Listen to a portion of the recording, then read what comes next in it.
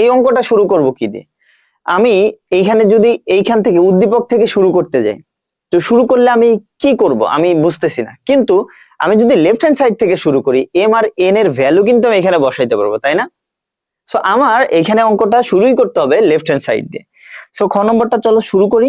যে দেওয়া আছে ওগুলা লিখলাম না আমি, এই উপরে তো দেওয়া আছে, ওগুলো আমি অ্যাপ্লাই করবো এখানে। Left hand side, left hand side, left hand সাইডে দেওয়া আছে যে 4 রুট ওভার এম কত এন। ওকে, এখন আমি এখানে 4 রাখলাম, এম আর এন এর ভ্যালুটা আমি এখান থেকে বসাই দিই। যে এখানে কি আছে, tan a plus sin a, sin a, এইটা একটা। ওকে, আরেকটা জিনিস কি আছে যে এন এর মানটা, এন এর মান হচ্ছে tan a minus sin a, sin a, sin কিন্তু, হ্যাঁ। তো এইবার আমরা কি লিখতে পারি, আমরা লিখতে পারি, দেখো এখানে a plus B into a minus B টাইপের একটা ফর্মুলা ক্রিয়েট হয়েছে না, হয়েছে। তো আমি লিখতে পারি যে tan square a minus sin square a, লিখতেই পারি, পারি না?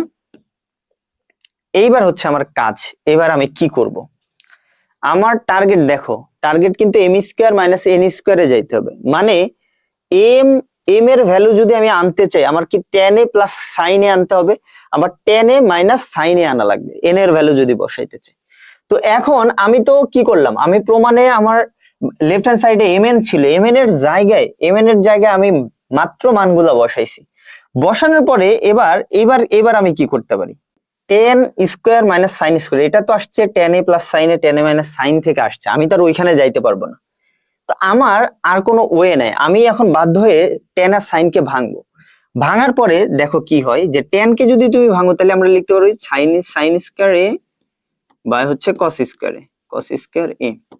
আর এইখানে কি হবে, sin স্কয়ার, এটা রাখি, এটা রাখলাম।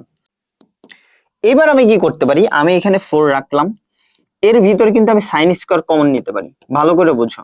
sin স্কয়ার কমন নিলে এখানে কি থাকবে, 1 by cos square, cos square a minus কত 1 থাকবে, থাকবে, থাকলো এখানে 4।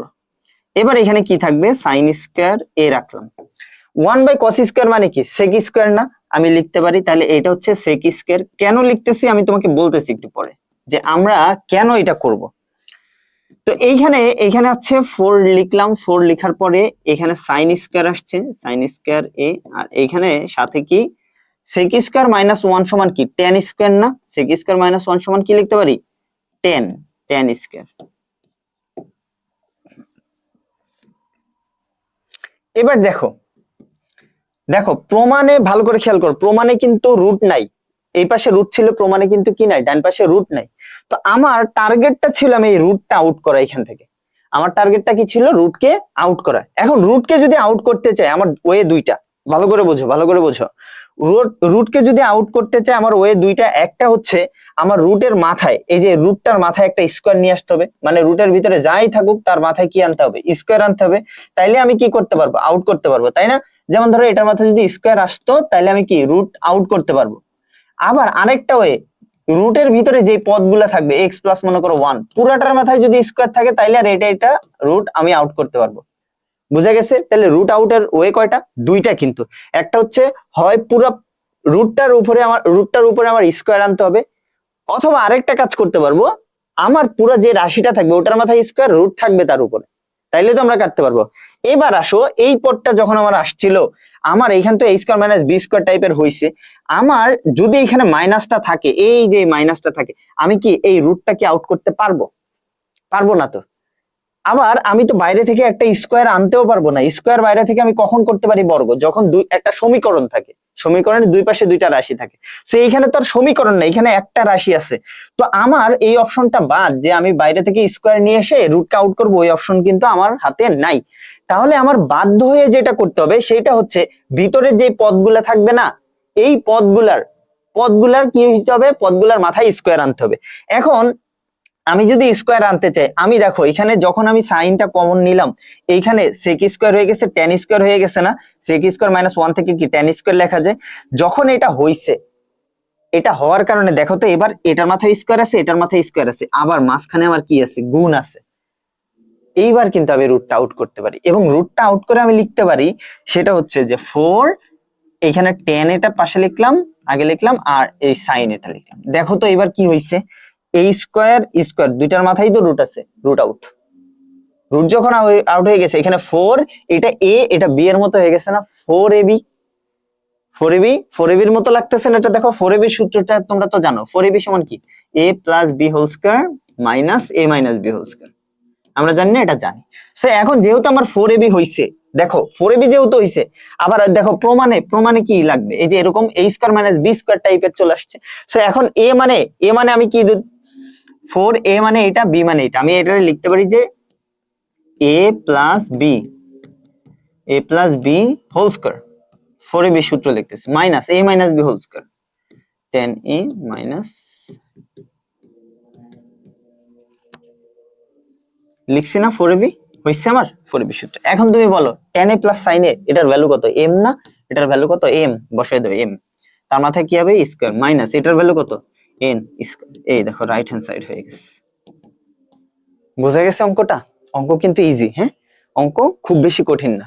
শুধু দেখো এই অঙ্কটার মধ্যে তোমার চিন্তা ভাবনাটা, এই যে এখানে যখন বসাইছে এই জায়গাটা ভাঙাটা আর এই কমন নেওয়াটা, বাকিটা কিন্তু তুমি ইজিলি পারবা। বুঝতে পারছো? এই জন্য অঙ্কগুলা একটু মনোযোগ দিয়ে করবা। ওকে, এবার গ নম্বরটা দেখি একটু, যে গ নম্বরে কিন্তু উদ্দীপকের সাথে সম্পর্কিত না, অঙ্কটা বুঝো। গ নম্বরে কিন্তু কট আলাদা ভ্যালুই দেওয়া আছে, তাই না? এম এর জন্য আলাদা, এম এর জন্য, এন এর জন্য কিন্তু আলাদা ভ্যালু দেওয়া আছে। সো এইখানে ক আর খ এর সাথে, উদ্দীপকের সাথে কোনো সম্পর্ক নাই, গ এর, গ টোটালি আলাদা। কোশ্চেন ধরতে পারাও কিন্তু একটা এক্সাম, এটাও একটা স্কিল। তুমি যদি কোশ্চেন না ধরতে পারো কেমনে সলভ করবা? এবার দেখো এম আর এন এর ভ্যালুতে দেওয়া আছে, আমার প্রমাণ করতে বলছে এই অংশটা সমান এই অংশ।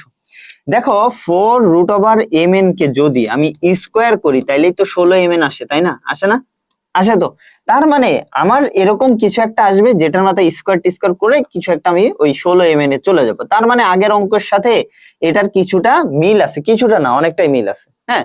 সো আমরা যেহেতু এটার সাথে কোনো সম্পর্ক নাই, ওটা নিয়ে আমরা চিন্তাই করব না, আমরা সরাসরি যেটা দেওয়া আছে এখান থেকে আমরা করার চেষ্টা করব। এখন দেখো এই অঙ্কটার মধ্যে এখানে কি আছে, m square minus n square, তার মাথায় আবার স্কোয়ার আছে, সমান 16mn তোমাকে দেখাইতে হবে, তাই তো?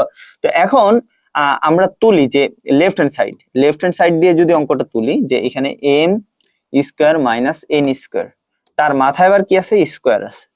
সো এখন চলো শুরু করি।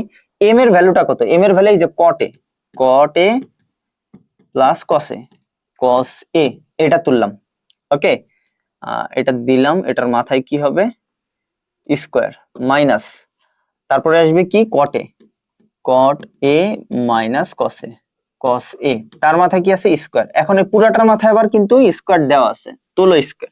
এখন তুমি বলো A plus B whole square minus A minus B whole square, এটা কার সূত্র? এটা এ মাইনাস বি হোল স্কোয়ারের সূত্র না?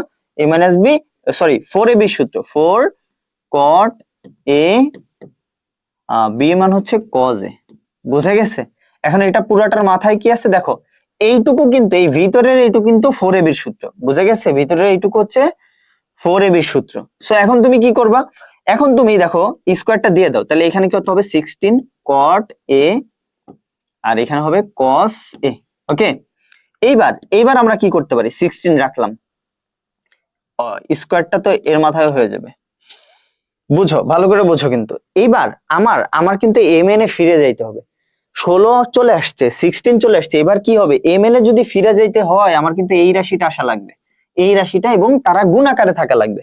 এখন তুমি আমাকে বলো যে আমি কট যদি রাখি, এখানে কট স্কোয়ার এ রাখলাম, কস ভাঙলে কি পাওয়া যায়, 1 মাইনাস সাইন স্কোয়ার এ পাওয়া যায় না? এখন তুমি আমাকে বলতে পারো যে কেন ভাঙবো, এটা ভাঙবো কেন, এটা না ভাঙলে কি হবে? হ্যাঁ, এটা এই জন্য ভাঙবো, এটা ভাঙলেই আমাদের আমরা এখান থেকে বের হয়ে আসতে পারবো। এই অংশটা থেকে বের হওয়ার জন্য আমি যদি না ভাঙি, তাহলে তো এটা এইখানে আমি এই যে এ plus B A minus B টাইপের এরকম কোন ফরম্যাট আনতে পারবো না, পারবো না।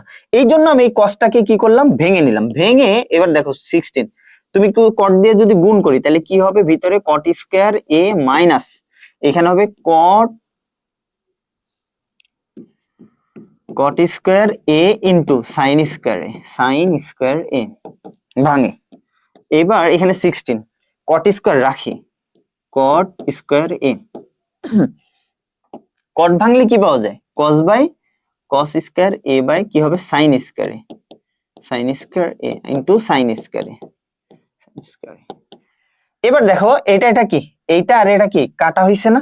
কাটা হইলে এখানে কি থাকে 16 থাকে, আর এখানে থাকবে cot square a minus cos a square. এবার আমাদের একটা সুবিধা হয়ে গেছে। সুবিধা কি, এই যে a square minus b square, a square minus b square মানে কি a plus b into a minus b। তার একবার তুমি প্লাস দিবা, তাহলে cot a plus b cos a plus b into a minus b cot a minus cos a। Clear? তো এটা হচ্ছে 16। এটার ভ্যালু কত? এই যে ভ্যালু বসানোর মতো জায়গা হয়ে গেছে আমার, তাই না? এটার ভ্যালু হচ্ছে আমাদের কত, 16 রাখলাম। এটার ভ্যালু হচ্ছে m, আর এটার ভ্যালু কত? এই যে এটার ভ্যালু হচ্ছে n, সরি ভ্যালু হচ্ছে n। তো এখানে হচ্ছে n বসে দাও। সো রাইট হ্যান্ড সাইড মিলে গেল। বোঝা গেছে? অঙ্ক কিন্তু জটিল কিছু না, এখানে কিচ্ছু জটিল না, শুধু এই অংশটা। এখন তুমি বলতে পারো যে আপনি cos কেন ভাঙলেন? cot ভাঙলে কি পাইতাম না আমরা? এইটা cot ভাঙলে আমি কি পাইতাম না? হ্যাঁ পাইতা, cot ভাঙলেও হবে, cot ভাঙলে একটু কি হবে, জটিল হয়ে যাবে জিনিসটা। সো ওই দিকে না যে আমরা cosটাকেই ভাঙলাম, ভাঙার পরে কাটাকাটি করে আমাদের কিন্তু কি হয়ে গেছে, মিলে গেছে।